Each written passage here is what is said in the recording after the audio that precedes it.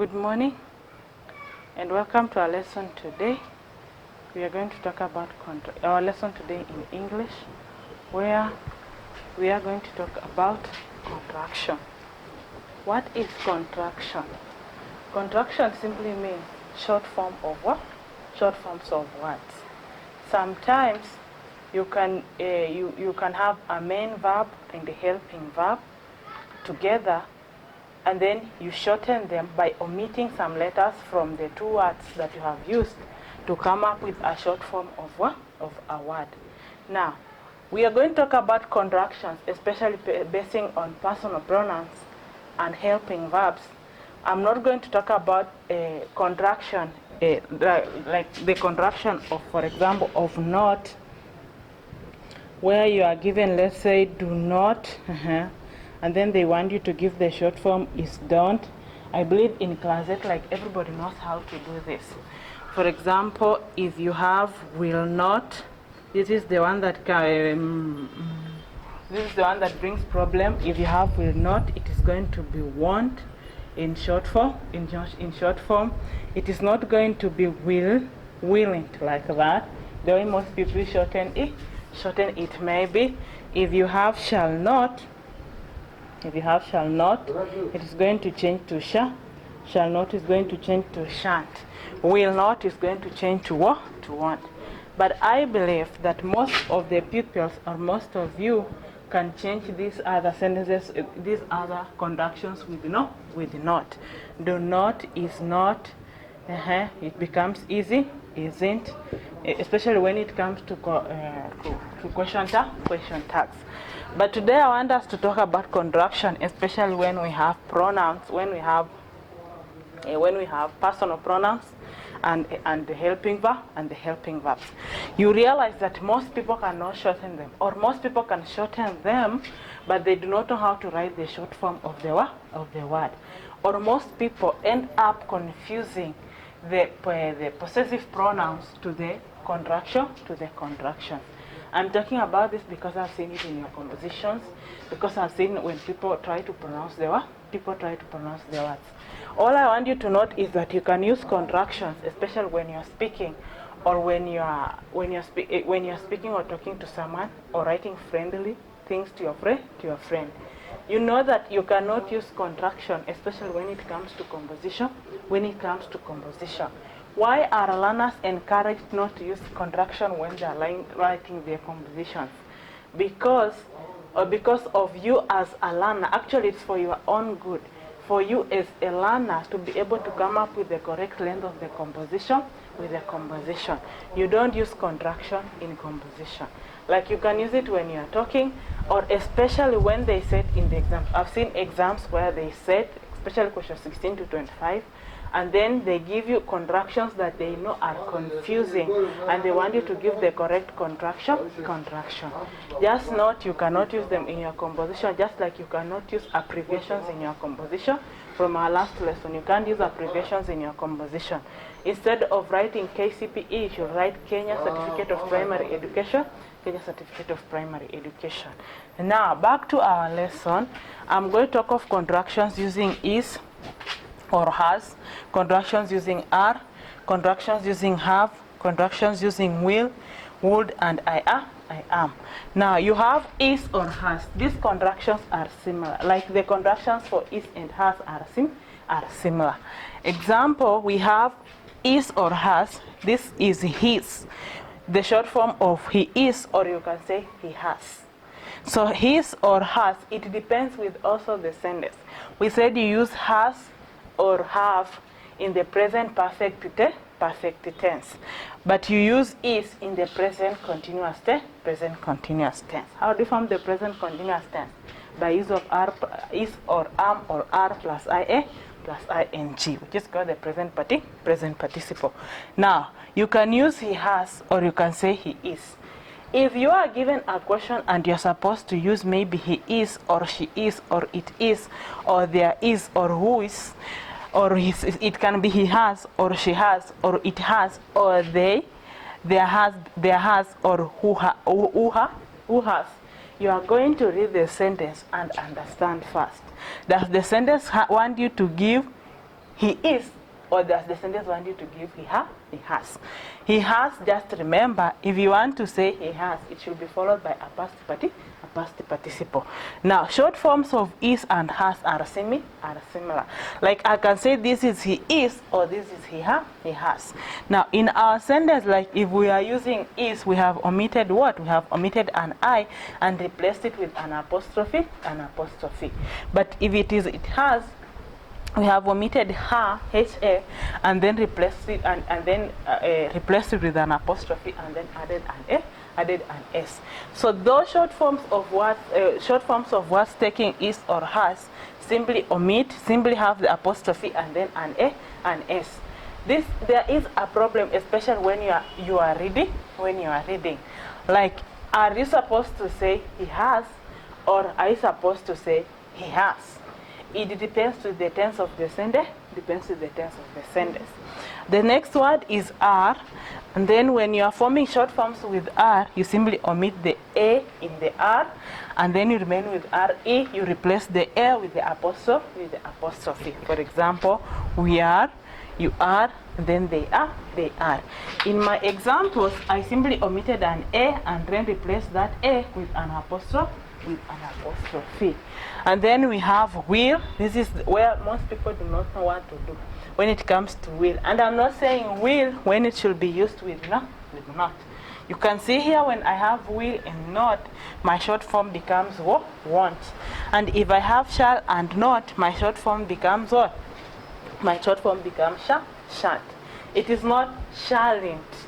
Like you're having shall and then an n and then an apostrophe and then a t. No, it's not shalln't. It is not willn't. It is won't or shan't. But when it comes to here with pronouns, it is going to be I'll for I will, you'll for you will, he'll for you for he will, she'll for she will, and we will for we will. We are omitting. So we are having will, we are omitting the wi, and then remaining with the double L for our short forms. Here is where we have problems. Like, people do not know how to shorten short forms of words using will. And just remember, with the exception of not. And then you have would, which is another confusing one. When people are supposed to form short forms with would, you see wonders. There's some people will say, for example, I have that, and then I have that as a short form, This is wrong. You have would, you omit everything and just remain with the D. So it remain I'd, I would, which is I'd, you'd, he'd, she'd, will'd. So you're having I would, you would, he would, she would, we would, and they would. You have I am in the I am here. The short form of I am is am, which is simply an I with an apostrophe and then an M. I am a girl. I'm a girl. For example, I am a girl.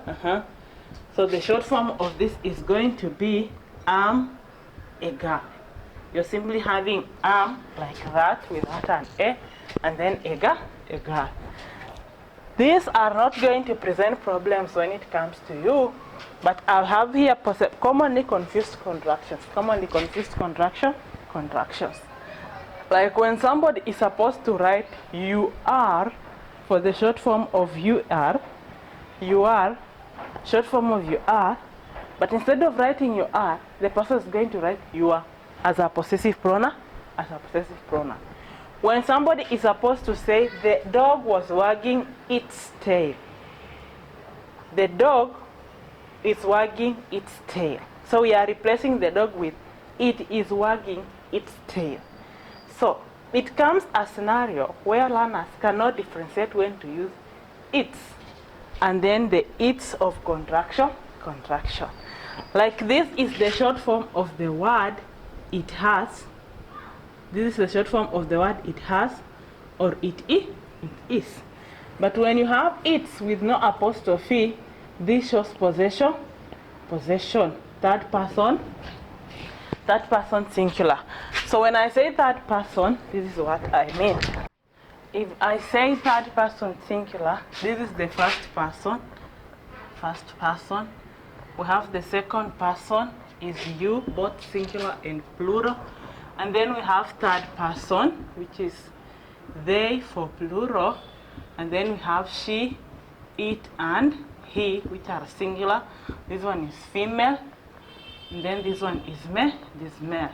This one refers to everything else. She and he are an animal, like human beings. But we are going to use it for animals, it for cats, or common nouns.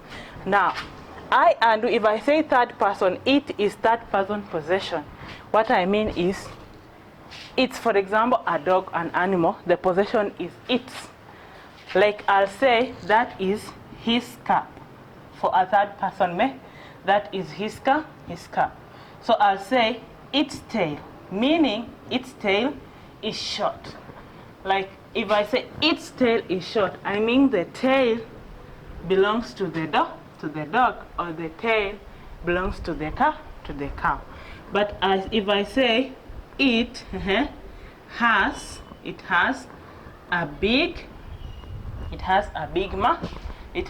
big mouth. Like this is the short form of it has. So I'm having it and then is. But I can say it is wagging. I can say it is wagging its tail. And this is very common when it comes to the exam. Like when Alana is supposed to use it is for the short form or it has, and then when you're supposed to come up with the possessive pronoun, like it's with no apostrophe. I talked about this when I was talking about possessive pronouns. And then you have number 2, whose, which is possessive, and who has or who is in short form of whose. Because look at the way we pronounce them, whose and whose. Like these words are pronounced the same way, but they have different meaning. One is a possessive pronoun, and another one is a contraction for who is or who has. Now, when they are used in sentences, they are used differently.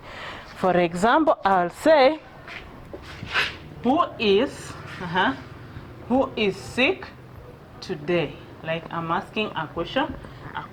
Who is sick today? Who is sick today? That is who is. Or I'm going to say, who has a pen? Who has a pen? Who has? Or I'm going to say, who is? Like is the short form of is and ha. Yes is the short form of is and ha. Is and has. I say it depends with how the sentence is supposed to be read, or which test, or what does the sentence insinuate. But I'm going to say, whose pen is blue? Whose pen is what? Is blue. Like whose pen is blue? Who does the pen belong to? Who does the pen belong to? Like who is the owner of the blue pen? Whose pen? Showing possession. So if you want to use whose in a sentence, read the sentence. What does the sentence insinuate? But if the sentence if the insinuation of the sentence is possessiveness or ownership, then it should use whose. But if it is talking about the short form of who is or who has, then it depends with how the sentence reads. For example, I'm not going to say, we say who is actually used with what? Who as a relative pronoun is used with what? Human beings. Now you come here. Who dash a pen? Now they say write the short form. Maybe they have given you this. Who's the short form of who is or who has a pen. Then they say write this in full. Now most people are going to say who is. I know, right? But look at your sentence. Who is a pen? Like, is a pen a human being? No. That makes your answer wrong. So if I say read the sentence to understand what the sentence wants, this is what I mean. Like, what does the sentence need you to give as an answer? Like, you cannot say who is a pen, but it is correct when you say who has a pen. Like in the class, Does someone is someone in possession of a pen? Is someone in possession of what? A pen? A pen. Now you come to the third one where you have you are and you are.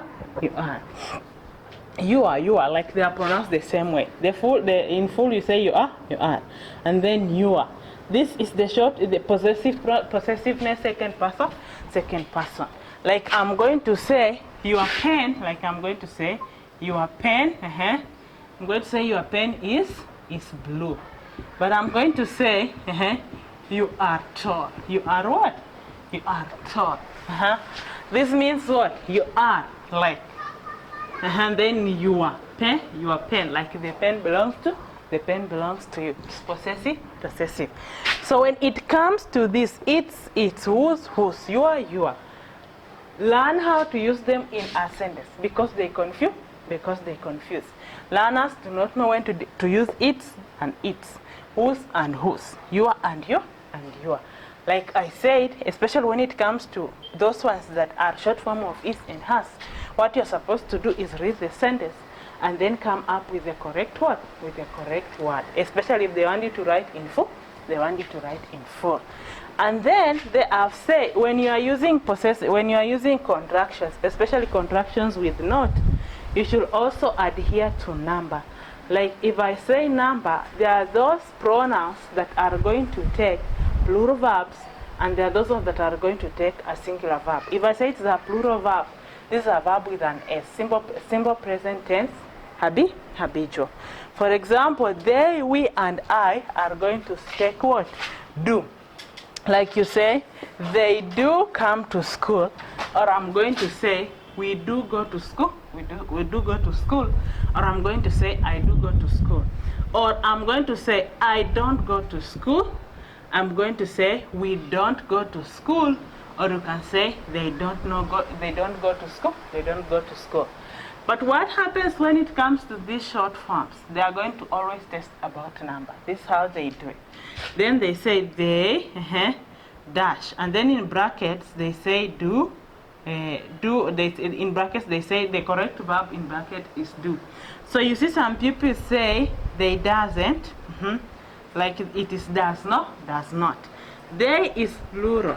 They, we, and I does not take an S. They take don't. But when it comes to she, he, and it, they take does. Like they are singular. She does go to school. He does go to school. It does works at night. Like he, she, he, and it take an A and S. But they, we, and I do not take an A, do not take an S. Like we also use contractions correctly when it comes to number. Like I've always been saying, make notes. When you listen, you make notes. Try to also make short notes, summary notes. Go through before you do the exercise. You go to the exercise. Have a good day.